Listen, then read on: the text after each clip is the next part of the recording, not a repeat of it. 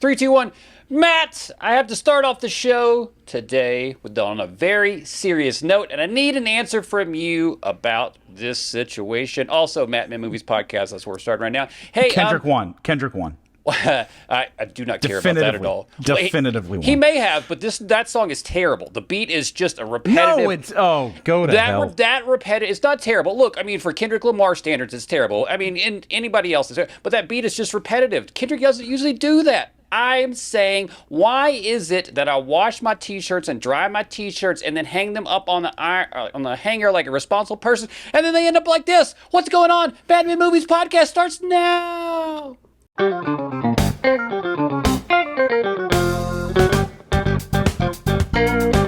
It's because you hang them up before they're fully dry. Look, okay. First of all, also, I'm going to hang them up whenever they get hung up, and goddamn, they're just lucky if that happens. Second of all, thank God for t-shirt technology that has gotten better, as to which I can throw them on the hanger when they're still wrinkled, and they usually unwrinkle. But can I give you a piece of advice? I'm not going to take it, but sure.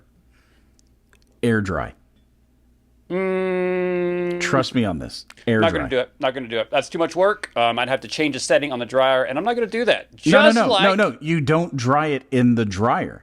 Air dry your shirts. First of all, they'll last longer. Oh, well, Second of all, never going to happen. Jesus Christ, I got to wash them and then be responsible to take them out of the washer and then air. No. You are over 40. You're an adult. That's part of it. Watch your tongue, sir. You know what's part of it? Me being wrinkled and have fluffy last shirts like this. Watch my tongue. Your beard gives your age away. Oh, dude, I had this going the other day. I am just like white on top of white. It is ridiculous. I got these two there's just single white ones that get really long in my beard, but they're only 2 or 3 of them. You know what? This is just a show about fashion and hairstyles today on the Matt Men Movies Podcast. No movie stuff at all. I am just kidding. Of course, at Matt Men Movies, we always talk about movies because that's what we love. We love to talk about movies. And we're going to talk about a movie that we both love, but I'm curious if the rest of the world loves. But that's going to be later in the show. At the top, as we always start off with, and this week it's easy because, again, Deadpool is going to reign supreme. Deadpool and Wolverine is making monster numbers, and you know what? Let's talk about all of those things. First of all, before I say terrible things about the nerds later in the show, I'm going to start off the show by saying, you know what, nerds? This one was all right. I enjoyed it. I had a good time at the movies. Matt, what did you think about Deadpool versus Wolverine? It's one of the few movies I've ever seen that I don't think I can I can judge objectively, right? Because it feels like it's made for such a specific audience. As in, there are certain things that happen to where if you haven't been aware of fan casting over the last 15 years, right? Yeah, sure. you're not gonna get it. You're not gonna get it. Yep. So you have to understand, hey, how did Ryan Reynolds and some of his co-stars get along behind the scenes of one of his movies? If you don't get that, you don't get a lot of this. And their cameos Nathan Fillion is in it, right? And you probably didn't even know that.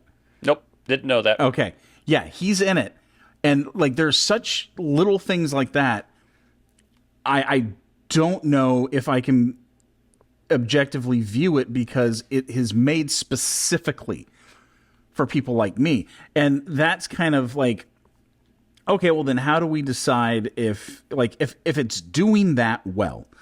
If that's what its purpose is, it is to do X, Y, and Z, and it's doing X, Y, and Z, even if it's for a limited audience, does that make it good? Because could it be shot better? Yeah. Could the cinematography have more interesting lighting or whatever? Yeah. But does that matter if you're having a ball because it's doing what you want it to do? Sure. I mean, that's not something I judge those movies about. I loved every second of it. Yeah. The more I think about it, the more I like it. And every time I come across a clip that, someone has pirated on Twitter or something, and I see it, I'm like, oh man, I cannot wait to own this because I absolutely loved it. It's going to be one of those that I put on and watch 5 or 6 scenes from a lot. I might not watch the whole movie all the time, but I will watch a few scenes very often. Well, I am an outsider in these kind of things, and I think there was a lot of good things about this. Well, we can start with the cinematography. I just, that's not what these movies are about. I think it's ridiculous. You can't just go shoot in the woods. You have to shoot a wood scene on green screen. I don't get that at all. But that's just Hollywood today, and we've got lots of stuff to talk about that. Well, don't forget, like they shot a good portion of this movie, and then the writer's strike happened. Yeah. No, Right? I agree. Yeah. So a lot. It's kind of like it's still feeling like a COVID movie a little bit, you know. But I think where it shines are the performances. Like the performances are just really good, and Jackman is just swinging for the fences the whole time, and he's hitting it out of the park. Like he does a great job. Yeah, it's almost unfair sometimes to put him in those movies because he's just so much better than everybody else in those movies at all times because he gives 150%. Like his ability to make that character a real character is unbelievable. His passion for that is amazing. Just thank you, Hugh Jackman, just for buying in and being part of that. And this is like the fourth movie like that he's had to carry the emotional weight of the movie. And every time he brings it, he's freaking amazing. Well, this is the 11th or 12th time he's played Wolverine. Right? Like this, a lot of people say that Robert Downey Jr. carried the MCU on his back, and that they're not incorrect. But let's not forget,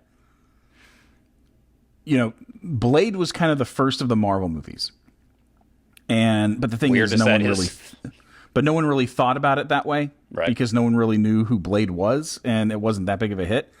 But there was a little movie that came out 2 years later called X-Men, where, they started off their summer superhero movie with a scene in Auschwitz and a kid getting torn apart from his parents. And that kind of set the stage for, we can take these movies seriously. They're not Batman and Robin. Right? And if Hugh Jackman didn't work, that whole movie wouldn't have worked because, all of those movies are centered around Wolverine. And without him, we would not have what we have now. And we got to be thankful that we have a guy playing the character who likes playing the character and isn't embarrassed about it, Because often, Leonard Nimoy wrote that book, I'm Not Spock. It's like, dude, you're Spock. Like, sorry. But most people, we don't get a to lot choose of actors those things would kill sometimes. to be Spock because guess what? That gives you a check for life, first of all. And second of all, it means that you're playing a character that the world loves and will live on and has lived on long after him. Mm-hmm. And, they've had 3 or 4 people play Spock now. And so far, except for one tiny little instance in this movie, there's only been one Wolverine. And recasting him is going to be harder than recasting Superman after Christopher Reeve got hurt. Oh, because Christopher Reeve only played him 4 times, right? And only like 2 good movies, right? Yeah, different movie environment as well back then. Yeah, definitely. You know what? I'll probably do this a couple of times again in this episode. Let's go back to me being an asshole last week or last episode. Hey, you know what, nerds? It was pretty cool to see him in that yellow outfit. I'm not gonna lie. When he puts on the mask, all right, that was pretty cool. That was moving. I felt something at that moment, even though that means nothing, but I still felt something. Okay, it was very impactful. Spoilers for people who haven't seen it, but everyone's seen it at this point. But spoilers. There's a montage where you see different versions of Wolverine. Yeah. And first of all, you got to see him in the classic yellow and brown outfit, which looked, I think, better than the blue and yellow one. But you also saw the Age of Apocalypse Wolverine where he has like one hand, and you saw Patch. And then you saw the comic accurate one where he's like 5'2", and it's little moments like that where it's like, we're giving you exactly what you want, guys. You've been waiting for this for 25 years. You're getting everything you want. Mm-hmm. And again, that's why I think I can't separate this. I usually am pretty good at separating good from what I like. And this, it's like, well, if I like this, it's good. Yeah. Because that's how this movie works. I loved all the fight scenes between Deadpool and Wolverine. Again, being an outsider from these things, I don't think about this, but it makes sense now that this has been like a dream to be able to see what happens when these two fight. And I thought that every time that they did that, they did a great job. The only problem I have is the continuation. And we talked about this the other day, and I hear what you're saying, but I still feel like the stupid end fight scenes in all these movies are just such a freaking waste. It does nothing for me every time. I just want to walk out of theater because I'm like, meh. But again, it goes back to the stakes in these movies, the way that, oh, well, this universe and that universe, and it's going to all change, which means nothing, and nothing ever happens, and it's all just irrelevant at that point. Otherwise, I buy in. I do want to ask you, though, with these movies over the last couple of years, right, that are not going to be part of the universe going forward, like, what do you see in that? What's the purpose almost, other than to make money as somebody that's in that world? Are you okay with this kind of interim part? But that's the thing. Like, we don't know what's going to happen, right? Especially now that they're going with the Doctor Doom as Tony Stark thing, which is in the comics. He's not the only Doctor Doom, but is a version of Doctor Doom. And we know that they're getting to the point to where they're going to try to clean up this whole multiverse thing. Like the Fantastic Four movie, they said, takes place in a different reality that's like a retro futuristic 60s. Right? And at some point, they're going to get pulled into the regular timeline. They're basically going to just prune everything to one. And that's kind of neat because, first of all, it lets these characters actually do stuff in maybe better movies. You know?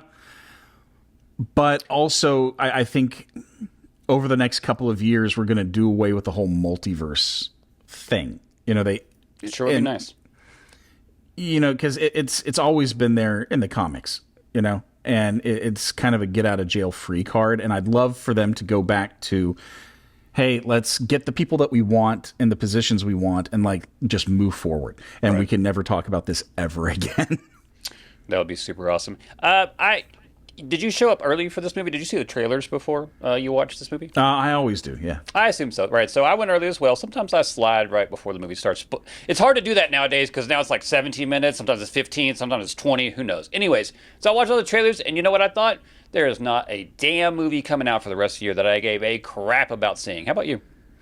There are few. It's already out, but I still haven't seen Long Legs. We've got a couple more movies coming out that I want to see, but there's not a whole bunch. What you got? I'm listening. You can't even think of the ones that you think that you want to see because you're just not excited about them. They're fine, and you'll watch them. Well, first of all, I'm getting older, so like getting excited about movies doesn't happen as much. Like I was really excited about Furiosa, right? You know, but that's already out. But man, I don't know. My theater was really hyped for Beetlejuice, and I wish I was. I really wish I was. But while everyone else was like laughing and like, yeah, this is good, great. My daughter Ava and I looked at each other and we're like, okay, like I guess we'll see it. You know, it's just. I remember. I wish because on paper it's everything that I want. You know, on paper. Yep. I'm really looking forward to Nosferatu. Yeah. Also don't care about that. I'm going to say that Beetlejuice is like the 3-on-3 basketball thing that Ice Cube puts on. It's really exciting in theory, but in practice, not so much. Hey, also, I saw the Gladiators 2 trailer. Let me just Gladiator say, 2, yeah. You know what? Okay, like, whoa. Let me say first before you have your input that I'm still so offended that they're going to do a Gladiators 2 and they're not going to do the Nick Cave script where he dies and we're in the afterlife and all kinds of crazy shit happens. People, go read that story, man. That was going to be fun. This is going to be boring. No, that's what I got to say. Get out of here with that guy. Who's the guy that's the lead guy that I'm so tired of already? No offense, guy. Well, Pedro Pascal. I'm not sure who you're talking about. Pedro Pascal, that's what I'm talking about. Wait, is Pedro Pascal in that? I thought he was. That's how tired of him. I'm already oh, he could be in this movie, and I don't want. I like Pedro. Don't get me wrong, but I'm already tired of seeing him in movies. Okay, so Ridley Scott's almost 90. Yep, that is a true and statement. Somehow he keeps putting out one of these giant sword and sandal epics like every year and a half. I don't know how he does it. Dude, and he does it in between like two other movies, right? Like Alien came out when he was 41, to kind of put it into perspective of how old this guy is, right? And I will hope for the quality on this one, but I don't know how it, because so far the trailer looks like it's really technically competent, because his movies always are, but it kind of looks like the same movie. You know? Yes. Yeah, I agree. I'm not going to enjoy it. But they also are doing a naval battle in the Coliseum. Yeah, you know, I mean, it's stuff that we've always read about, and no one's actually put on film ever. So that'd be kind of neat. Well, we're going to see this probably going to be too CGI'd for my liking, and I'm not going to like it at all. That's one of my issues with it, because like there's a part in Fall Guy where, you know, he falls down onto the ground and he's covered in flames and they put him out, right? Yes. And the fire's CG, and it's like, well, I thought the whole point of showing what a stuntman does is showing like when he's on fire. Yes. And it's confusing to me. And there's one of my issues with the latest Indiana Jones, where it's like at the beginning there's like an explosion in a castle and you see like the floor just kind of explode and fall away, and it's all CG, and it's like, well, we used to do that for real. Yeah. That's why you went to go see a big movie, is because, hey, we're going to show you something you can't see anywhere else. Yep. Hey, I am going to take this time now to offend a few more people. You know what? This is my offensive episode today, like they aren't usually. Anywho's, I didn't say this before. I hinted at it. I dazzled around it. But thinking back on Twisters, which I still love, by the way, Glen Powell, we should go out sometime. I just want to say that sometimes people have bad performances. It doesn't make them a bad actor, doesn't make them a bad person, but sometimes they have bad performances. And I just want to say on the record that Twisters is a 0.5 better movie if they have somebody else as that hobby character. I'm sorry, man. I've not seen that guy before. I know he does... I won't get into the Hamilton guy as of right now. I know I have a Twitter war about that currently going. But I will say that, let's be honest, musicals hurt you people... when you were a child? Did musicals hurt you? Something happened when I was 5 years old. I just don't remember. This crazy hatred for everything musical. You know what? I was thinking about this as I was walking the dog this morning, and this is not a musical specific thing. This is a Hamilton guy specific thing. I feel like that the term cultural appropriation is thrown around way more than it actually should be. I think that a lot of times it's just people like certain things. I felt like the entire Hamilton experience was the most culturally appropriated moment in my lifetime. And that's why, if nothing else, I hold a bit of contempt for Matt, that three-name person. We've known each other for a while, right? We have known each other for a long time now, yes. And you know I love you. Sometimes you do. But that might be the most ignorant thing you've ever said. I refuse to believe that's the most ignorant thing I've ever said, because I've said some dumb shit. It might be. The whole cast is like anything but white. It was written by a guy who's Puerto Rican and grew up in New York. Puerto Ricans can't culturally appropriate? It is his culture. I'm just saying. I don't think so. Hey, one more thing before we move on to our big topic for the day. Actually, two more things. Number one, I'm really excited sometimes about streaming because we say mean things about it all the time. Oh, yeah, I'm just going to leave that last segment. We're going to the next segment. We say mean things a lot. Saying something positive about the Klan now. I'm not. So, you're Mexican. I am indeed. The Mark Wahlberg movie Shooter has risen back to the top of the charts on Paramount Plus 17 years after it's been released. Is it because of the assassination attempt? I'm going to guess it is, but I'm going to pretend like that's not part of it. I'm just really excited. It has to be. It has to be. Because that movie's like 10 years old? 10, 12 years old? Yeah, it's 17 years old, I believe. It's crazy to me. But what I want to say is, that's really cool sometimes that old movies like that still can catch in the zeitgeist because of streaming, right? So we have never had that part of films in our lifetime before. Yeah, you can go see something randomly at a revival house, midnight show, or whatever. But sometimes just a random movie like Shooter for real world reasons and not real world reasons, ends up on the streaming service. So, there's actually something about this I'd like to talk about. please. First of all, as nice as it is to be able to access this stuff, I think it also makes it worth less a little bit, right? Okay. Because if it's always there, then you don't care if you actually have it, you know? But if you talk to younger filmmakers, they're not going to have the same populist tastes that people our age tend to have. Mm-hmm. Because most people our age were limited to the stuff they could see in the multiplex and stuff they could rent at Blockbuster and stuff like that. And maybe if you had the money, you could pick up at Suncoast. But Suncoast, younger filmmakers are drawing from stuff like the Criterion Channel. And they have a wider, more diverse group of films they can pull from than we did. You know, which is, I think, one of the reasons why they don't care about people like Steven Spielberg, right? Sure. Yep. Because, you know, they're watching, you know, Godard. When I did not see anything like that until I got to college.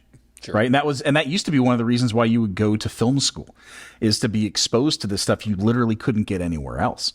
So it's kind of I feel kind of torn on that, because it's good to have that at your fingertips, but it's also that feeling where you're trying to figure out what to watch and you see, oh, well, there's everything. What am I going to watch?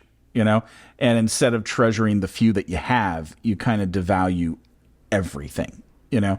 I think that I am have a unique perspective in the sense that, you know, I pick most of the movies that we watch at the house, so I can still have that Blockbuster experience through streaming services, because I just click and click until something goes, oh, hey, that sounds good, and I'll be able to watch. Most other normal human beings have the family, or, you know, somebody else that has input. You've got two girls that, you know, that obviously you want to have them have input on that as well. So I feel like that I have as close to the Blockbuster experience as I used to have, minus the fact of going to Blockbuster. But most people just don't do that, don't have the time, don't care. Or, except, you know, I'm going to blow your mind with this. Hit me. The average Blockbuster carried twice as many movies that are on Netflix. Well, luckily I don't watch anything on Netflix. No, but my point is the actual number of movies being carried on these specific sites. Right. Far fewer than what you would have even at a Blockbuster, right? A lot of repeats on a lot of the streaming services. Yes. And also it's harder to find older things. Yes. You know? Yeah. Whereas you had kind of everything at a Blockbuster, although it was more just the popular stuff, you know? It's kind of like listening to top 40 radio from the 50s on, as opposed to everything, but it's only from the last 20 years. Boy, that would be such a polarizing difference. Whoa, Jesus Christ. That's where we are, though. Yeah. You know, try to find a movie from before 1975. It's actually pretty tough. Like, there aren't a whole lot of 50s movies that are streaming. Oh, no, trust me, I know, because I look for them sometimes. You know where I find them is my friend's Vudu. That's how come I find them. But I do have Criterion. So sometimes I have a little bit more access. I completely agree. But even then, and then you go back further than that. Good luck. But Criterion's not like the populist stuff, right? You know, agreed. Yeah. So like they're like, I'm sure it's streaming, but like something like Cleopatra, right? Mm-hmm. That's going to be harder to find than something like the original Solaris. Oh yeah, 100%. What you're saying is we need more TCM and not less. 100%. 100%. Actually, Turner Classic, it was the shining light for me for a long time. Long time. Oh, yeah. So many black and whites that I've seen that I've discovered on there. When you just... Yeah. That was always... I've talked about it before, but that was always my hotel channel. Anytime I go into the hotel, we happen to be in the room, boom, I'm turning on Turner Classic. They don't even have that in hotels anymore. Nope, they don't anymore. And it's sad. It's sad to me. I've complained, but nobody listens. Hey, one more thing. Last thing, but the most fun that we may have on this episode, / you may end up hating me about the next 5 minutes. The Last Drive-In with Joe Bob Briggs did their season finale. You asked me a million questions about this, and it's not their season finale. Not even close. Well, whatever. There was a finale. There was a thing that happened. Anywho's, my point They just did their bi-weekly show. Is the same thing they always do. well, what was the 6-hour thing or whatever? What was that? That's at the end of the month. You and act that like is- I know what day today is. What month are we? That is to celebrate their 6 years of having done the show. Well, I hope to celebrate with them. But, okay, we will talk about that. But I want to tell you, because you have no idea, what I did instead of watching that. Let's go down the rabbit hole, shall we? I watched a documentary on Lou Pearlman and the boy bands. Now, I don't give a shit about that. It was fine. He was a scumbag. That was a sociopath on a different level. Yeah, A+ sociopath work for that. What I want to talk about is Netflix has decided we're not asking permission anymore, and now they've started to do AI stuff. So what they did was took a picture of Lou Pearlman, took his transcripts from a court case, and had him AI say them in the documentary. Now I want to ask you straight off. That's wrong. It's 100% wrong. Okay. I don't agree with that at all. They've done this a couple of other times where they've recreated pictures that didn't exist. Mm-hmm. That is morally bankrupt. And we live in a time when, you still have people who, for some reason, think that the world is flat. Sure. And if you're listening and you think that, I'm sorry. I don't mean to offend you, but you're 100% wrong. But we live in a time when people can't discern reality from fiction, and this is making it even harder. And this is one of the reasons why I don't agree with AI use at all. Like, at all. Every time it pops up in any app, I can't stand it. And using it to do this kind of stuff in a documentary, you can't call it a documentary at that point. You're falsifying basically evidence, I hear you. I'm not on the other side, but the only thing I can suggest is, I don't trust him to do this, but at least in this instance, it was specifically words that he said. He just happened to not be videotaped while he was saying. Right, but then the inflection matters. Yeah.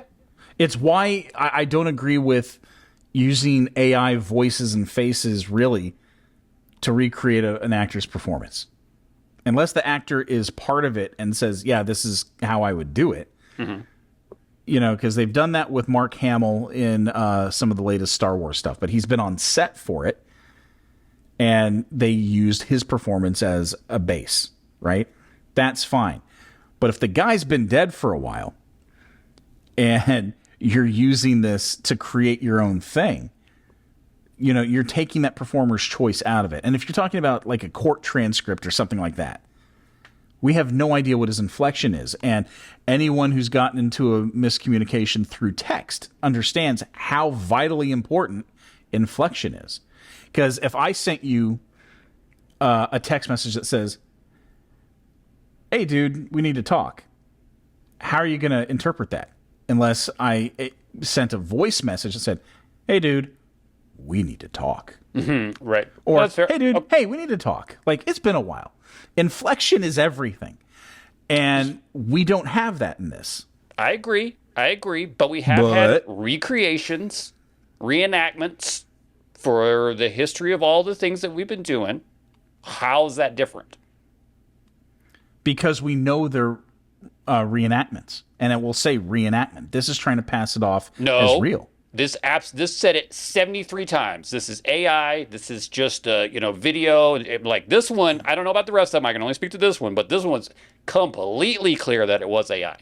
Yeah, the other one they didn't. Okay, if they're doing that, man, it still feels like a morally gray area to me. I don't know. I agree. It's weird. It's strange. I was at least they're saying, or if they have it up on screen while it's being said, at least they're doing that, because there were other instances where they didn't do that. Mm-hmm. That is closer to passable and agreeable, I'll say. Okay. And the recreations and the reenactment stuff, I haven't really kind of pondered that very much. But, I mean, I think back about, say, Unsolved Mysteries, because I love that stupid show. You look at these people that are reenacting stuff, and sometimes they even use the real people that happen in these situations. But again, you're talking about inflections. Like, the inflections are going to be different and that stuff, too. And honestly, I'd rather have a sound-alike I'd rather hire an actor and let them do it as opposed to letting the computer crap it out.